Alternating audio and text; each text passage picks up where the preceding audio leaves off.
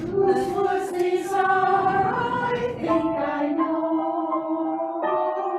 His house is in the village road. He will not see me stopping there to watch his foot still up with snow. My must think it queer to stop without a word of tears between the woods and frozen lake. The darkness seems love and ear. He gives his harness bells a shake to ask if there is some mistake. The only other sounds a sweet, easy way, and now refrain. The woods are long, dark and deep, but I have promised us to keep. And miles to go before I speak. And miles to go before I speak. Before I speak. Before I speak.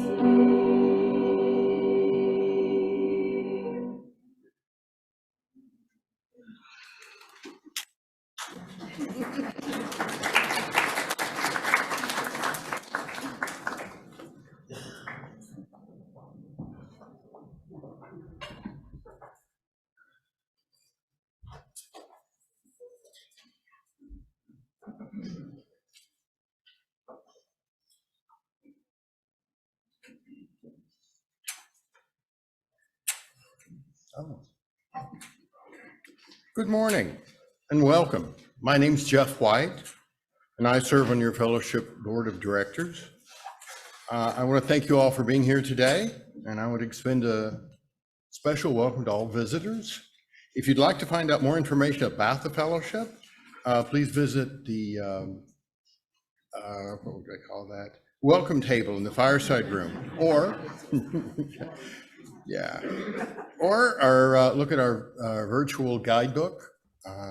It's on the internet at uufames.org/guestbook. So whether you're joining us from home today or you're here in the fellowship hall, we invite you to stay after the service and join us for coffee fellowship, where you can introduce yourselves and join in conversation with like people. And we have, a few announcements. Everyone is invited and encouraged to attend today's Interface MLK service. It's right here in the fellowship hall at 2 p.m. There are several programs starting up this week and next week, so please be sure to check out the weekly emails and find out more, or you can stop by the welcome table and pick up a program guide.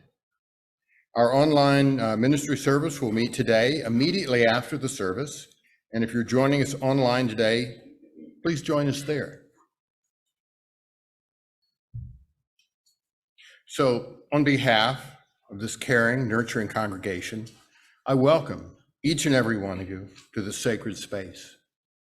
Here we invite you to an experience of transformation, hope, renewal, connections, which may inspire you to understand life in new ways. Thanks for joining us today.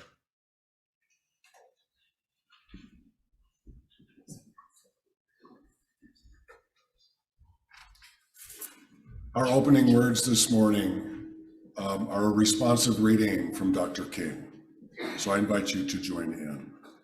We are caught in an inescapable network of mutuality, tied in a single garment of destiny.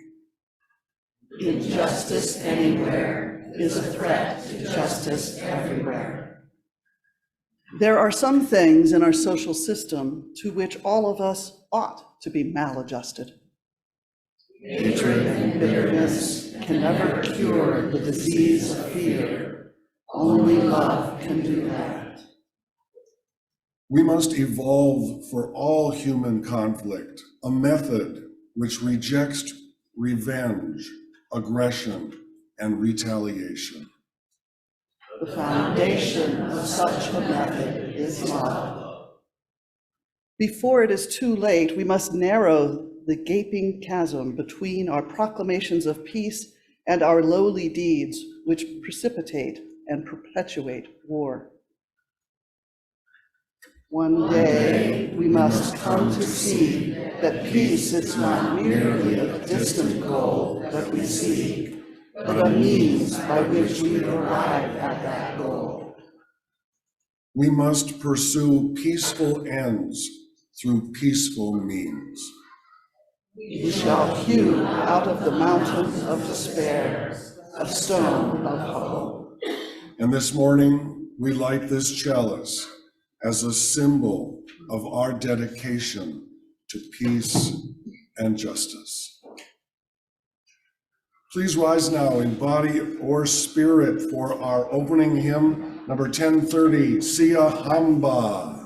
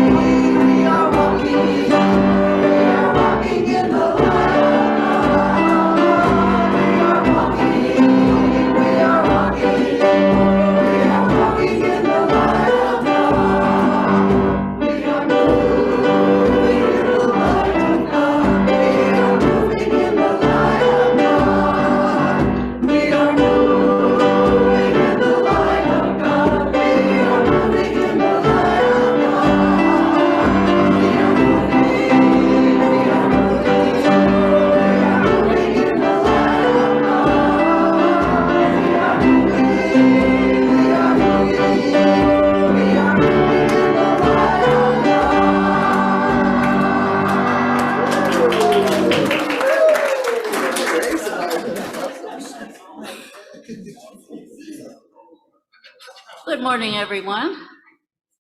You just heard Women in the Round singing this same poem, Stopping by Woods on a Snowy Evening. And I'd like to think about a couple things. Do you remember how in December before Christmas, it got so very dark? Because we had the longest day, the shortest day of the year, the longest night of the year. That's going to be in here if you listen for it. And the other thing is, think how you would be feeling riding a horse through the dark by yourself while it was snowing. And think of a time that you stopped to look at something because it just really caught your attention. Stopping by woods on a snowy evening. Whose woods these are, I think I know. His house is in the village, though. He will not see me stopping here to watch his woods fill up with snow.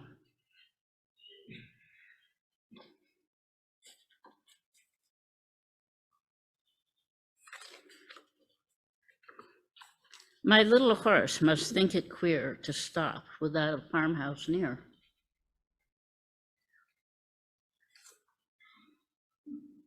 Oops. Between the woods and frozen lake, the darkest evening of the year.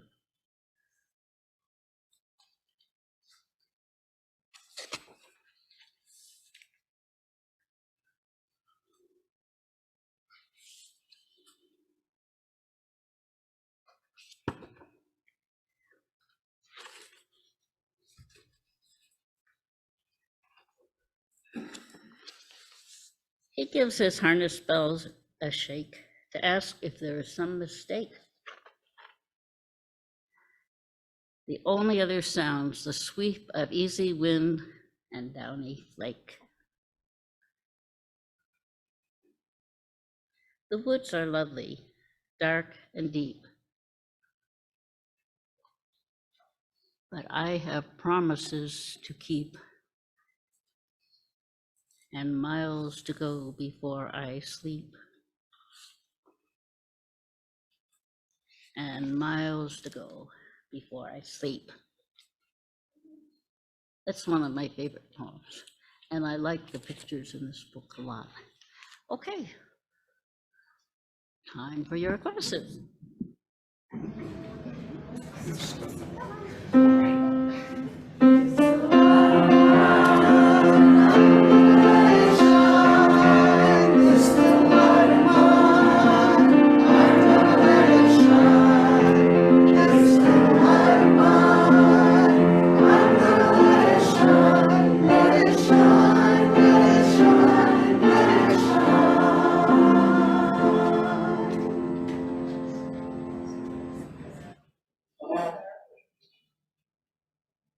Will you join me now in a time of prayer and meditation? And our meditation this morning is from Reverend Mark Bellatini.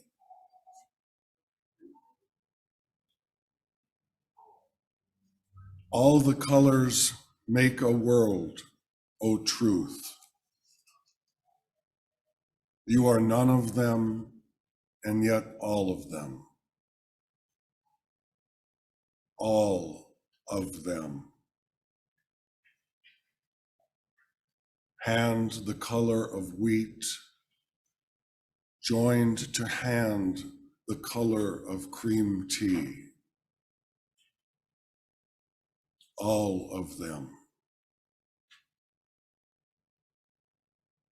Eyes dark as maple bark and light as glacier ice. All of them. Torsos cinnamon and caramel and cocoa. Foreheads reflecting the blue of the noon sky or the rust of sunset. All of them. The chartreuse of leaves drooping off winter rhododendrons in the sun. The restrained gray of stone and thickets of branches, the color of cola. all of them. The white of snowflakes, the pewter clouds, the black wrought iron railings on porches, every shade and tint and hue make a world. Mahogany arms and shoulders the color of rain puddles. Indigo evenings and pale saffron dawns. All the hues of rage or despair, all the colors shimmering in musical chords, all the shades of silence. They are you, O truth, they are you. Far more than these flimsy and tissue thin words. May it be so, and amen.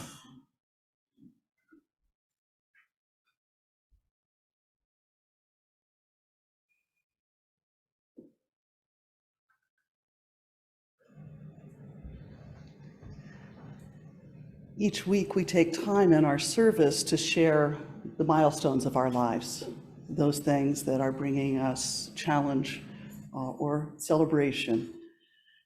I invite anyone who wishes to share a milestone today, if you're here in Fellowship Hall, to come up to the microphone here, state your name, and I'll light a milestone candle for you. And when we've heard the milestones of people gathered here today, we will reach out to the rest of our congregation joining us online. This is our time of sharing.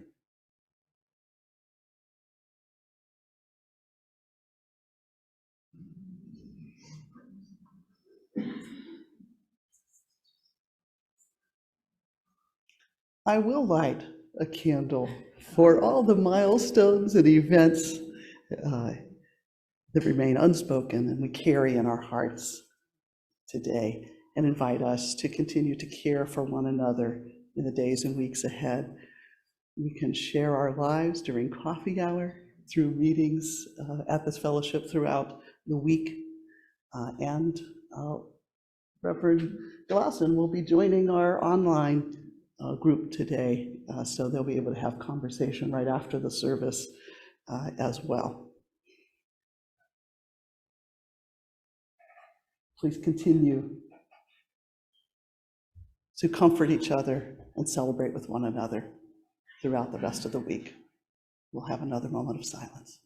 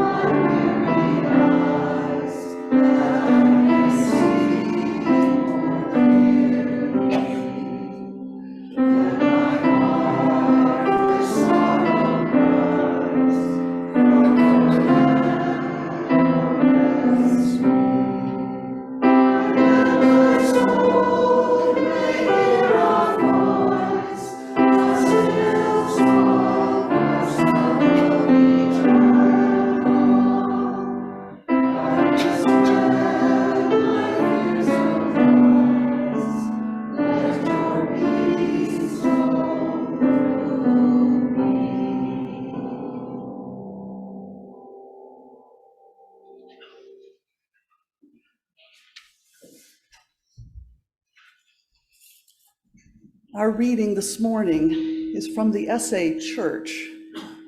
It's one of the many essays in the collection of the 1619 Project. This essay was written by Anthea Butler. God damn America. The words belonged to the Reverend Jeremiah Wright, the leader of Trinity United Church of Christ, and they ripped through the airwaves in 2008, creating a furor for Senator Barack Obama, who was running to be the United States of America's first Black president. Obama had been a member of Wright's congregation for 20 years. He had been married in that Chicago church and had baptized his children there. His relationship to Jesus Christ had solidified in a congregation that, as he later described it, embodied, quote, the Black community in its entirety, the doctor and the welfare mom, the model student and the former gangbanger. The title of his 2006 memoir, The Audacity of Hope, was taken from one of Wright's sermons.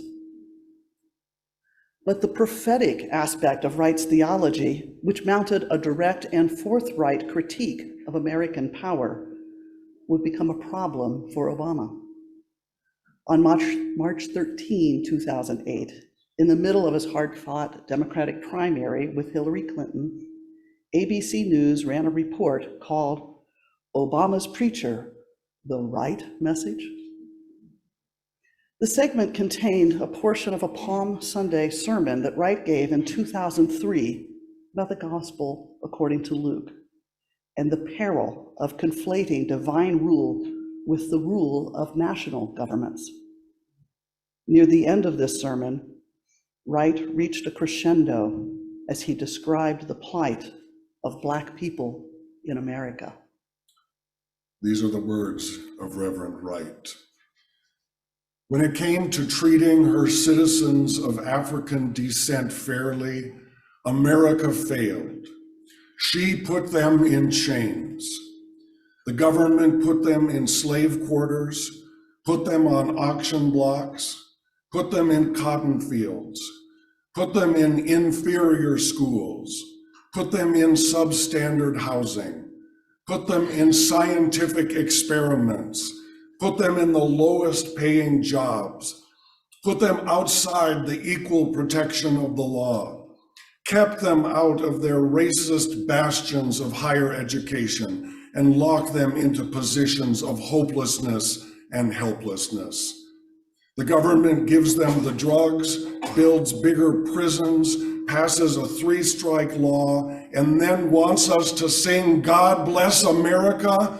No, no, no, not God Bless America. God Damn America. That's in the Bible for killing innocent people. God damn America for treating her citizens as less than human. God damn America as long as she keeps trying to act like she is God and she is supreme. Close quote. The news report aired only the final part of this, Obama's pastor shouting, God damn America, again and again. This critique was unfamiliar to most white Americans, many of whom immediately attacked Wright for being unpatriotic, for sowing seeds of division and hate, and for advocating Black separatism. Within 48 hours of the ABC News special, Obama had sent out a statement about Wright's sermon, calling the words of his longtime minister inflammatory and appalling. I reject outright the statements by Reverend Wright that are at issue, he wrote. But it quickly became clear to his campaign that he had to respond more fully to the firestorm. He did so by giving a speech in Philadelphia entitled A More Perfect Union. In that speech, Obama called Wright's sermon incendiary language and went on to say that his pastor's message expressed a profoundly distorted view of this country that sees white racism as endemic and that elevates what is wrong with America above all that we know is right with America. Obama's response seemed to be designed to save his political career by presenting himself as a measured, reasoned man who loved America and did not believe that all white people were racist. His speech was widely praised, and it succeeded in its aims. 3 months later, he won the Democratic nomination, and that November, the presidency. But it also revealed a painful truth. At the moment the nation was preparing to elect its first Black leader, the role of the Black church had played in bringing about that possibility had to be disavowed. The prophetic power of the church had given Obama his soaring speeches and fervor for change, but it was anathema to the political arena of accommodation, especially during an election cycle.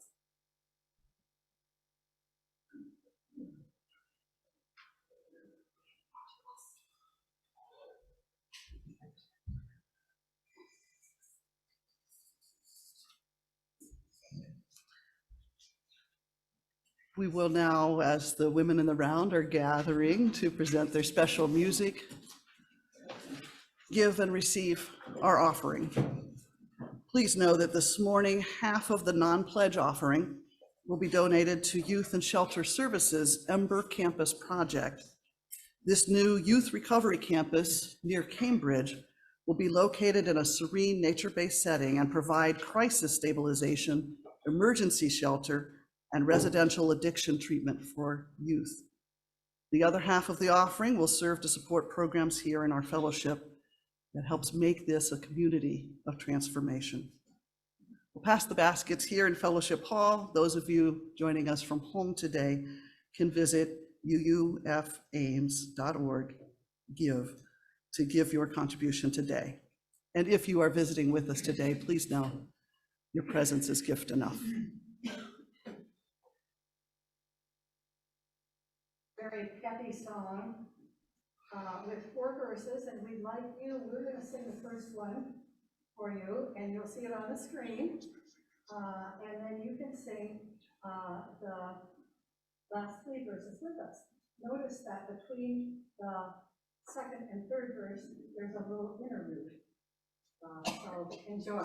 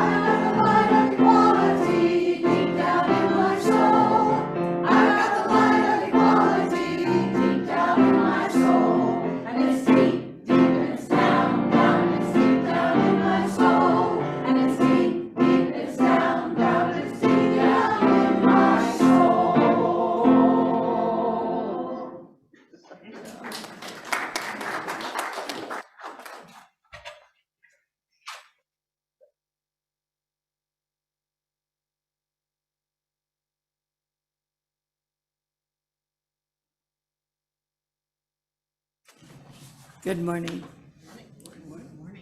My name is Jonah Powell, and I am on the 8th Principal Study Group to support the movement for Black Lives Matter and for racial justice. I've been asked to give a short 3-minute talk on my personal involvement in recognition of Martin Luther King Day being celebrated today. The hanging of this banner has been a long time coming in my personal quest for racial justice. 50+ years ago, my husband and I made a decision to adopt rather than to add to the population count. It was very popular in those days. We had 2 children and adopted 2. We had not specified a race and were gifted with a Black 7-month-old girl, and 2 years later rounded out the family with a 7-month-old Black boy. It launched us into a new world. At the time, we were attending the Unitarian Church in Silver Spring, Maryland. It was and still is socially active.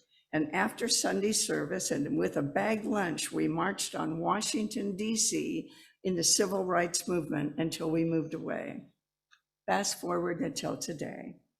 The children are adults and all are thriving, making me a grandmother and a great-grandmother. I'm sorry. And with a detour into a 12-step program along the way, I moved to Iowa and joined the UUFA about 12 years ago. After a few years, it became evident to me that the pride tile, the pride flag on the cement UUFA sign in the front yard of the fellowship needed another tile. I wrote to the UUFA board and they granted my request to pay for and add the tile Black Lives Matter to the already present pride tile. Bradley ordered it and placed it where it is today. Another leap of a few years, and I brought together a group that had participated in the 1619 project, and we are calling ourselves the 8th Principal Study Group. The 4 of us include Lynn Van Valen, Ginny Molgard, Mary Richard, and myself. We have since given 2 services and requested the Black Lives Matter banner, which has now been hung in time for the celebration of Martin Luther King Day. Some of you will remember that the previous banner that once hung for a short period of time was vandalized on 801 Day at the university.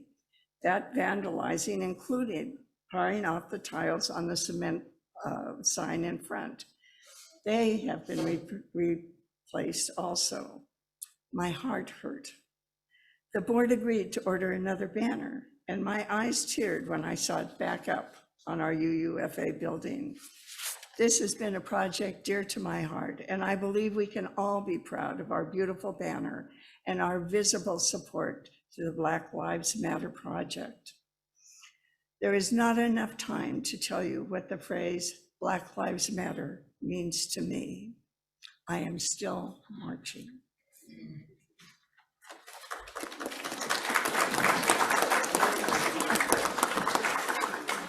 I'm still shaking. Thank you so much.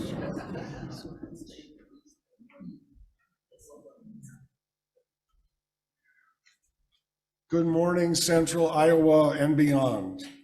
My name is Reverend A.J. Galazin. I'm your interim minister.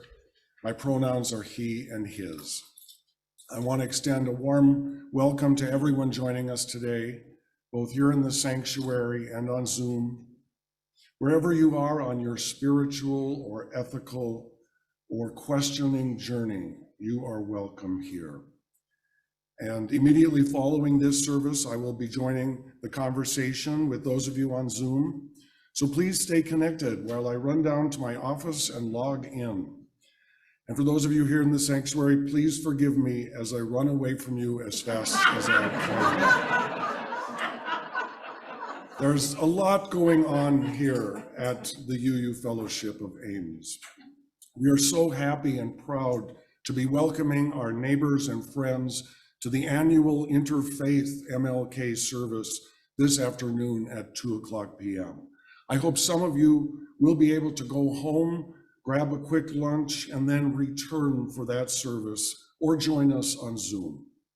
It's always wonderful to share our facilities, our friendship, and our inspiration with the larger community. And speaking of our facilities, This coming Saturday morning is the first installment of our Saturday Roundtable series. Each month, we'll be focusing on a different area of ministry, and we begin this week with who's taking care of the building and grounds. Please join us at 10 a.m. this Saturday for a community gathering to explore the ongoing stewardship of this unique and beautiful building and how it contributes to the mission and vision of the fellowship. Everyone is welcome to join the conversation. Thank you so much, Jonah, for your heartfelt work and sharing some of your journey. As Jonah mentioned earlier, today we will also take charge of proclaiming our faith in the public square by dedicating the new Black Lives Matter banner. And this is not an empty slogan. It signals both new and ongoing commitments made by this congregation in the areas of supporting racial justice and working to end oppression of all kinds. Have you ever noticed how our monthly themes can actually change how we perceive the world? Last Sunday, I introduced our January theme of finding our center. And as I was leaving church that afternoon, I looked up in the sky and saw a bald eagle flying overhead. Or should I say gliding? Because eagles know how to center themselves on air currents, so they don't need to needlessly flap their wings or flap their gums. They find their center and flow like the wind. And later that afternoon, I went for a walk around the Iowa State campus to admire the glistening trees of frosty ice. And I saw the Canada geese in the little pond by the Memorial Union. And again, and then I saw a goose standing on one leg like a flamingo. And I thought, finding our center. This bird knows our theme. Now, some of you may be able to perform the yoga position of standing on one leg. I cannot do it. But I appreciate anyone or even any bird that can find their center. A few months ago, I went on a pilgrimage with the Living Legacy Project, a group dedicated to preserving and remembering and relearning the hard-fought lessons of the civil rights movement. I was joined by people of many different faiths from all over the country. Now, I have previously visited the Dr. King memorials at the Ebenezer Baptist Church in Atlanta and on the National Mall in DC, but I had never been to the Lorraine Motel in Memphis, Tennessee, the place where his amazing and brief life ended in violence. During Jim Crow, the Lorraine Hotel was one of the few places that offered food and lodging to African-American travelers in Memphis. Now it is part of the National Civil Rights Museum, a comprehensive immersion in the history and struggle for social justice. Each of the exhibits lend itself to deep reflection and powerful emotion. And after a while, as a white person, I wondered how anyone could bear telling or retelling these stories. They were filled with so much pain and grief. Yet each visitor and each one of us can be the living legacy of the civil rights movement. As we refuse to forget, as we refuse to be distracted, as we refuse to let the story of injustice and hatred win. This is the investment we make by taking these stories to heart. This is why we return every year to remember Dr. King and how his amazing and brief life continues to shake us up and help us find our new center where we are. I was literally shaking. From our Soul Matters program, quote, "As our faith reminds us, being a centered person often involves the opposite of keeping things calm. In order to move toward a balance of justice, we have to upset the current state of things. Oppressive systems need to be challenged and toppled. And to accomplish that, we need to sacrifice calm and comfort, including our own. We need to remember that achieving a balance of equality requires us to be purposefully off balance and out of step with our culture. And as Martin Luther King Jr. said, we need people who are maladjusted to the way things are. And this all means that suddenly our center appears to be a much richer place than is often recognized." Close quote. So after meandering as long as possible, and this is what I do at every great museum, I believe that we must return again, return again, return to the land of our souls.